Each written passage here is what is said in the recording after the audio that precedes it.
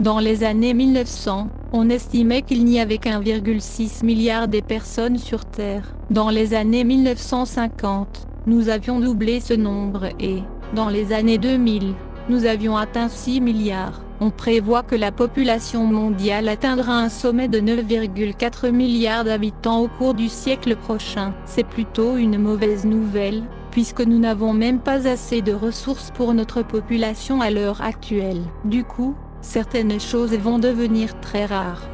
Le sable est tout autour de nous au quotidien parce qu'il est un composant essentiel du béton, du verre et de l'asphalte. Le sable ne concerne pas que le désert, il est dans nos routes, nos gratte-ciel et même dans notre dentifrice. Le sable et le gravier, que l'on appelle agrégats, constituent 85% de toutes les activités minières qui ont lieu sur la Terre, et leur taux de minage dépasse de façon inquiétante leur taux de renouvellement. Les premiers antibiotiques pour combattre la gonorrhée, plus connus sous le nom de chaux-de-pisse, sont devenus disponibles dès les années 1940. Mais comme la plupart des bactéries, la gonorrhée a une façon subtile de muter et de se renforcer. En seulement 70 ans, les antibiotiques sont devenus presque inutiles pour lutter contre la maladie. Il ne reste plus qu'un seul type d'antibiotique pour la traiter efficacement. Le premier cas de gonorrhée pharmaco-résistante a été découvert au Japon en 2011, et les scientifiques insistent pour que, plus que jamais, nous fassions preuve de prudence au lit. Dites adieu à vos ballons de fête gonflés à l'hélium. Cette ressource non renouvelable est également utilisée pour refroidir les aimants supraconducteurs dans les appareils d'IRM ainsi que pour la détection de fuites dans les récipients soumis à des pressions élevées. De nombreux scientifiques l'utilisent pour atteindre les températures les plus basses. Un bon nombre des applications de l'hélium ne peuvent être reproduites par aucun autre élément. Si nous ne trouvons pas de meilleur moyen de rationner le reste de nos réserves, nous devrons l'extraire de la Lune.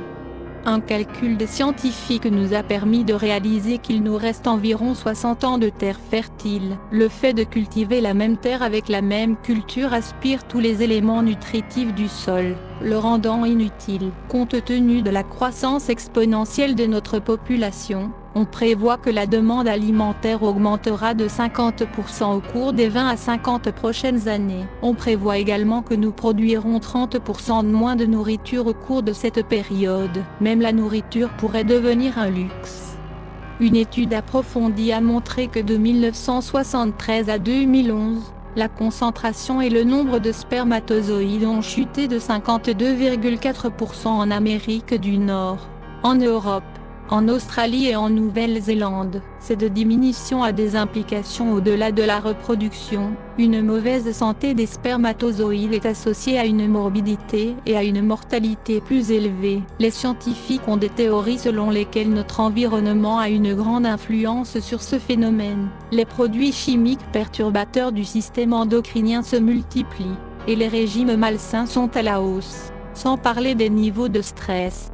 Certainement l'un des cas les plus désastreux de cette liste. On estime actuellement que si nous continuons à pêcher au rythme actuel, nous serons sur la bonne voie pour vider les océans. Les prises diminuent de 2% par an, et la partie la plus effrayante est que les grosses pêcheries ne déclarent pas toujours ce qu'elles capturent. Les flottes des pays les plus riches n'ont aucun problème à pêcher illégalement dans les eaux des pays pauvres, car elles ont tant à gagner à nourrir les 7 milliards d'habitants de la Terre à un rythme tel que l'océan ne peut reconstituer.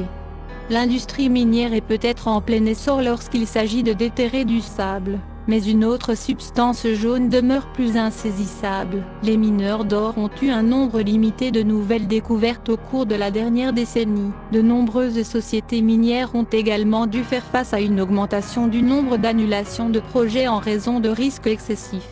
Les dépenses en or sont passées de 10 milliards de dollars en 2012 à peine 4 milliards de dollars en 2016. En l'état actuel des choses, l'offre devrait chuter de 15 à 20% au cours des 3 ou 4 prochaines années.